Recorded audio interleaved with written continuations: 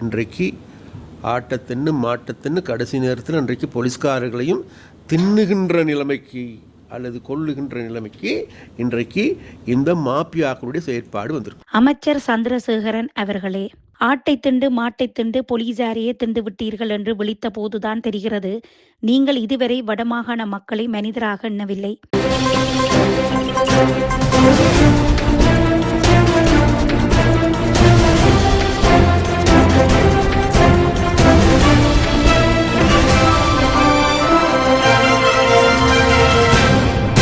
போதை வியாபாரம், மணல் கொள்ளை, வீதி விபத்து என சட்டத்திற்கு அப்பாற்பட்ட நிகழ்வுகள் நடந்து கொண்டு வருகின்றன. அதற்கான நிரந்தர தீர்வை யாரும் இதுவரை பெற்றதாக சான்றுகளே இல்லை. சனிக்கிழமை காலை தென்மராட்சி கெட்பேலி வீரபத்திரர் கோவிலடியில் சட்டவிரோத மணல் அகலப்படுவதாக கிடைக்கப்பெற்ற தகவலை அடுத்து கொடிகாமம் போலீசார் சம்பவ இடத்துக்கு சென்றனர். இதன் போது மணல் ஏற்றப்பட்ட உளவு இயந்திரம் இயங்கு நிலையில் இருந்ததுடன் போலீசார் வருவதை அவதானித்ததும் உளவு இயந்திரம் தரித்து நின்ற நிலை மாறி இயக்கப்பட்டு வேகம் அதிகரிக்கப்பட்டு பயணிக்க ஆரம்பித்தது. சம்பவ இடத்துக்கு சென்ற போலீசாரும் தமது மோட்டார் சைக்கிளின் வேகத்தை அதிகரித்து உளவு இயந்திரத்தை நெருங்கும் பொழுது கட்டுப்படுத்த முடியாத வேகத்தில் வந்த உளவு இயந்திரம் மோட்டார் சைக்கிளில் வந்த போலீசாரை மோதி தள்ளிவிட்டு உளவு இயந்திரத்துடன் சாரதி தப்பிச் சென்றுள்ளார். இதையடுத்து விபத்து இடம்பெற்ற இடத்தில் போலீஸ் உத்தியோகத்தர் ஒருவர் உயிரிழந்துள்ளதுடன் மற்றவர் படுகாயங்களுடன் சாவகச்சேரி வைத்தியசாலையில் அனுமதிக்கப்பட்டு தொடர்ந்து சிகிச்சைகள் நடைபெற்று வருகின்றன. சம்பவ இடத்தில் உயிரிழந்த போலீஸ் சார்ஜன் 56 வயதுடைய ஒரு பிள்ளையின் தந்தை என்பது குறிப்பிடத்தக்கது. இதேவேளை இச்சம்பவம் தொடர்பில் மேலதிக விசாரணைகள் கொடிகாமம் போலீசார் மேற்கொண்டு வருவதுடன் உளவு இயந்திரத்தை கிளாலியில் உள்ள பற்றைக்குள் கைவிட்டு உளவு இயந்திர சாரதி தப்பிச் சென்றுள்ளமை முதற்கட்ட விசாரணைகளில் வெளிவந்துள்ளன. இச்சம்பவத்தை உற்று நோக்கினால் சட்டவிரோத மண் அகழ்வு பிழையான விடயம். அதேபோல் சம்பவ இடத்துக்கு போலீசார் வருகை தந்ததும் வேகத்தை அதிகரித்தமை விதிமுறைகளை மீறும் செயல்.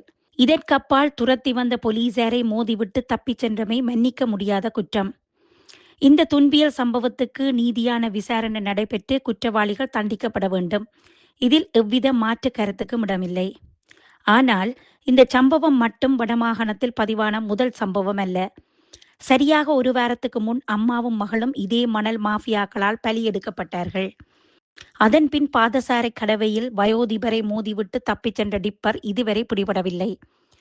இவற்றை விட கவலை தரும் விடயம் 2024 ஆண்டு டிசம்பர் மாதம் நத்தார் தினத்தன்று கணவன் மனைவி 2 பிள்ளைகள் வந்த மோட்டார் சைக்கிளை ஓவர்டேக் என்ற பாணியில் அடித்து விட்டு சென்ற டிப்பர் சாரதியை கைது செய்து பிணையில் விடுதலை செய்து விட்டார்கள். ஆனால் அன்றைய விபத்தில் சம்பவ இடத்தில் 1 வயது நிரம்பிய குழந்தையும் ஓரிரு தினங்களில் மனைவியும் உயிரிழந்தனர். கணவன் மற்றும் 5 வயது நிரம்பிய குழந்தையும் நெடுநாள் சிகிச்சைக்கு பின் வீடு திரும்பினர். மனைவியின் இறுதி நிகழ்வை நடத்தும் பொழுது கணவன் இல்லை. தகன கிரிகைகள் நடைபெறும் இடத்திற்கு ஆம்புலன்ஸில் கணவன் அழைத்து வரப்பட்டது அன்றைய நாளில் கிளிநொச்சியை உலுக்கிய கோர சம்பவம். இதனைவிட கொடுமையான சம்பவம் எந்த நாட்டிலும் பதியப்பட்டிருக்காது. இந்த சம்பவத்தால் மனமுடைந்த குடும்பம் மனைவியினதும் குழந்தையினதும் நினைவாக பேருந்து நிழல்குடை அமைத்து கடந்த டிசம்பர் மாதம் திறந்தனர்.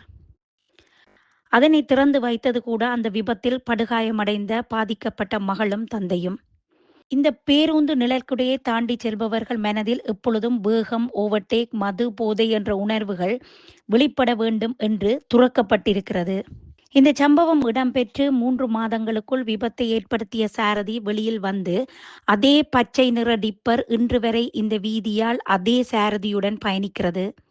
காரணம் கேட்டால் நீதிமன்றம் விடுவித்து விட்டது என்ற பெயரில் கொடுமைகள் தொடர்கின்றன. ஆனால் கள்ளமண் உளவு இயந்திரத்தால் மோதப்பட்டு போலீஸ் உத்தியோகத்தர் இறந்து 24 மணித்தியாலத்துக்குள் சனிக்கிழமை இரவு வடமாகாண ஆளுநர் அலுவலகத்தில் மணல் கடத்தலை கட்டுப்படுத்துவது தொடர்பில் விசேட உயர்மட்ட கலந்துரையாடல் நடைபெற்றது. இந்த கலந்துரையாடலில் அமைச்சர், பாராளுமன்ற உறுப்பினர்கள், மாநகர சபை உறுப்பினர்கள் என பலர் கலந்து கொண்டனர். பல தீர்மானங்கள் எடுக்கப்பட்டன. இக்கலந்துரையாடலில் கலந்து கொண்ட அமைச்சர் ராமலிங்கம் சந்திரசேகர் கருத்து தெரிவிக்கையில், இந்த மண் கொள்ளையர்கள் இருக்கின்றார்கள், மண் மாப்பியா இருக்கின்றது. அப்போ இந்த மாப்பியாக்காரர்களிடமிருந்து எங்களுடைய மண்ணை பாதுகாத்து கொள்ள வேண்டிய தேவை இருக்கின்றது. ஆனாலும் கூட இந்த மாப்பியாக்களுடைய விளையாட்டு தொடர்ந்த வண்ணம் காணக்கூடியதாக இருக்கின்றது. அதனுடைய தொடர்ச்சி கடந்த காலங்களில் எங்களுக்கு தெரியும் 6 கொலைகள் இடம்பெற்றிருக்கின்றது. இன்றைக்கு ஆட்டத்தின்னு மாட்டத்தின்னு கடைசி நேரத்தில் இன்றைக்கு போலீஸ்காரர்களையும் தின்னுகின்ற நிலைமைக்கு அல்லது கொல்லுகின்ற நிலைமைக்கு இன்றைக்கு இந்த மாப்பியாக்களுடைய செயற்பாடு வந்திருக்கும். அதனால் போலீஸ்காரர்களிடம் நாங்கள் கேட்டுக்கொண்டோம், எல்லா போலீஸ்காரர்களும் அல்ல, அதாவது இந்த மாப்பியாக்களுக்கு பின்னால் போலீஸில் ஒரு சில மாப்பியாக்களும் இருக்கின்ற ஒரு சில மாப்பியாக்கள். அதனால் அந்த மாப்பியாக்களுக்கும் இன்றைக்கு அவர்கள் புரிந்து கொள்ள வேண்டும், இதற்கு பிறகு நாங்களும் இதற்கு பின்னால் இந்த மாப்பியாக்கள் பின்னால் ஓடுவோமாக இருந்தால் நிச்சயமாக அதனுடைய விளைவுகள் இதைவிட பாரதூரமான ஒன்றாக அமையும் என்பதை அவர்கள் விளங்கிக் கொள்ள வேண்டும். அதனால் உடனடியாக இதற்கு எதிரான நடவடிக்கைகளை எடுங்கள் என்று நாங்கள் மிகவும் ஆணித்தரமாக போலீசாரிடம் நாங்கள் கேட்டுக்கொண்டோம். அதே போன்று நாங்கள் கடந்த காலத்தில் விசேடமாக கிளிநொச்சி மாவட்டத்தினுடைய அரசாங்க அதிபர், அதே போன்று முல்லைத்தீவு மாவட்ட அரசாங்க அதிபர், அதே போன்று எங்களுடைய ஆளுநர் உள்ளிட்ட நாங்கள் எல்லோருமே தொடர்ச்சியாக இந்த மண் பிரச்சனைக்கு, அதாவது இன்றைக்கு 1,00,000, 1,20,000, 1,50,000 வரைக்கும் இந்த மண் விலை அதிகரித்து இருக்கின்றது. அப்போ இந்த மண் விலை அதிகரிப்பின் காரணமாகவே இந்த மாப்பியாக்களும் உருவாகி இருக்கின்றது. அதனால் இந்த மாப்பியாக்களிலிருந்து இந்த மண் கொள்ளையர்களிடமிருந்து மீட்க வேண்டும் என்றால் முதலில் இந்த மண்ணின் விலையை குறைக்க வேண்டும். அப்போ அந்த மண்ணின் விலையை குறைப்பதற்கான பொறிமுறை ஒன்றை தயாரிக்க வேண்டும் என்று தொடர்ச்சியாக பேசப்பட்டதன் விளைவாக இன்றைக்கு விசேடமாக கிளிநொச்சி மாவட்டத்தில் இருக்கின்ற சகல குளங்களிலும் பெரிய குளங்களில் இருக்கின்ற மண் அகலப்படுகின்றது. அப்போ மண் அகழ்வதன் மூலமாக இன்றைக்கு அவர்கள் இன்றைக்கு ஒரு டிப்பர் அல்லது ஒரு கியூப் மண் 7,800 ரூபாவுக்கு வழங்குவதற்கு முடிவு செய்யப்பட்டிருக்கிறது. அதற்கான நாங்கள் கடந்த காலத்தில் டெண்டர் கோல் பண்ணியிருக்கின்றோம். டெண்டர் இன்றைக்கு அவர்களுக்கு கையளிக்கப்பட்டிருக்கின்றது. அப்படி நாங்கள் பார்க்கின்ற பொழுது ஒரு டிப்பர் மண் குறைந்தது 23,000க்கு குறைவான விலையில் பெற்றுக்கொள்ள முடியும். அதற்கான டிரான்ஸ்போர்ட் செலவு மற்ற ஏனைய செலவுகள் எல்லாம் பார்க்கின்ற பொழுது யாழ்ப்பாணத்துக்கு குறைந்தது 55,000 65,000க்கும் இடைப்பட்ட விலையில் இந்த மண்ணை பெற்றுக் கொடுக்க முடியுமான சூழல் இன்றைக்கு ஏற்பட்டிருக்கிறது. அப்போ அதனால் விசேடமாக நாங்களே அதாவது அரசாங்கம் என்ற வகையிலும் அரசாங்க அதிபர்கள் என்ற வகையிலும் அதே போன்ற ஆளுநர் என்ற வகையிலும் இந்த நிலைமையில் இருந்து எங்களுடைய மாகாணத்தை பாதுகாத்துக் கொள்வதற்கு, மாகாணத்தில் எங்களுடைய கட்டுமான பணிகளுக்கு குறைவான விலைகளில் மண்ணை பெற்றுக் கொடுப்பதற்கான பொறிமுறையை நாங்கள் தயாரித்திருக்கோம். அப்போ அந்த பொறிமுறை இன்றைக்கு எதிர்வரும் நாட்களில் நடைமுறைக்கு வரும். அதுவும் இந்த மாப்பியாக்களை தடுத்து நிறுத்துவதற்கு போதுமானதாக இருக்கும் என்று நாங்கள் கருதும். அது மாத்திரமல்ல, மறுபுறத்தில் நாங்கள் பார்க்கின்ற பொழுது கடந்த 10 வருடங்களுக்கு மேலாக விசேடமாக கிளிநொச்சி மாவட்டத்திலே ஒரு சில மாப்பியாக்கள் மாத்திரமே செயல்படுகின்றது. அவர்களுக்கு பின்னால் அரசியல்வாதிகளும் கூட இருப்பதாகவும் கூறப்படுகின்றது. அதனால் அந்த மாப்பியாக்களுக்கு நாங்கள் சொல்லுகின்றோம், நீங்கள் இது நாள் வரைக்கும் விளையாண்டீர்கள், இன்னமும் விளையாடுகின்றீர்கள், இனி மேலும் விளையாடலாம் என்று நினைக்கின்றீர்கள்.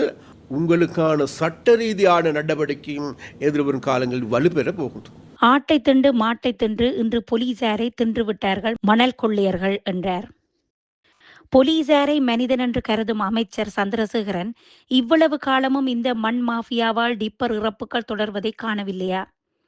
கிளிநொச்சி மக்கள் எமக்கு வாக்களித்துள்ளனர் மண்ணை பாதுகாக்க என்ற அமைச்சருக்கு கிளிநொச்சியில் அப்பாவி உயிர்களின் பெயரால் நிறுவப்பட்ட நிழற்குடை தெரியவில்லையா? இந்த அரசாங்கம் பதவிக்கு வந்து 2 வருடங்களாக போகிறது. இதே அரசில் மணல் மாஃபியாவை வெளியில் கொண்டு வந்த ஊடகவியலாளர் இதே கிளிநொச்சியில் தாக்கப்பட்டு வைத்தியசாலையில் பாதுகாப்பில்லாமல் இருந்தார். அப்போது இதே அமைச்சர் வடமாகாணத்தை பிரதிபலித்திருந்தார். இதே பாராளுமன்ற உறுப்பினர் டாக்டர் பவானந்த ராஜா இருந்தார். இவர்கள் இந்த சம்பவம் தொடர்பில் எங்குமே வாய் துறக்கவில்லை. ஆனால் இன்று போலீசாரின் மரணத்தால் இரவோடு இரவாக ஆளுநர் அலுவலகத்தில் கூடுகிறார்கள். இது எந்த வகையில் நியாயம்?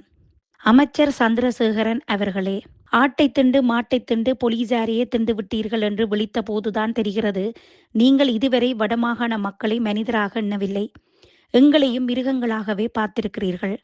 உங்களை சொல்லி குற்றமில்லை, உங்களை தேர்வு செய்த மிருகங்கள் மீதுதான் நாம் கோபப்பட வேண்டும்.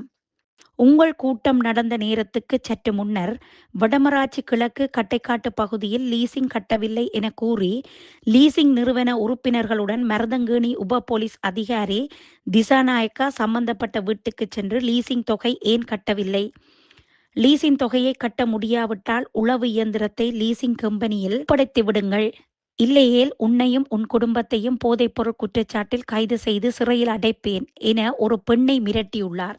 மேற்படி போலீசார் சென்ற வீடு ஒரு கரைவலை மீன்பிடி தொழிலாளியின் வீடு. கரைவலை தொழிலில் மேற்கொள்வதற்காக லீசிங் அடிப்படையில் பெற்ற உளவு இயந்திரத்துக்குத்தான் இந்த போலீசார் வீட்டுக்கு லீசிங் நிறுவன ஊழியர்களுடன் சென்று மிரட்டியுள்ளார். இந்த சம்பவமும் விபத்து நடந்த அன்றே நடந்தது. பாதிக்கப்பட்டது மீனவ குடும்பம். கடற்தொழில் அமைச்சர் போலீசாரின் கொலைக்காக இரவிரவாக கூட்டத்தை கூட்டுபவருக்கு தன் அமைச்சின் கீழுள்ள தொழிலாளரின் நிலை தெரியவில்லையா, அல்லது தெரியாத மாதிரி இருக்கிறாரா தெரியவில்லை. நீங்கள் கூட்டிய கூட்டம் மக்களுக்கானதாக இருந்தால் இனிவரும் காலத்தில் மக்களின் பாதுகாப்பு உறுதிப்படுத்தப்படும் என நம்புகிறோம். இல்லையேல் ஆளுநர் அலுவலகத்துக்கு முன்னால் கூடும் மக்களை கட்டுப்படுத்த முடியாத நிலை உருவாகும். பொறுத்திருந்து பார்ப்போம்.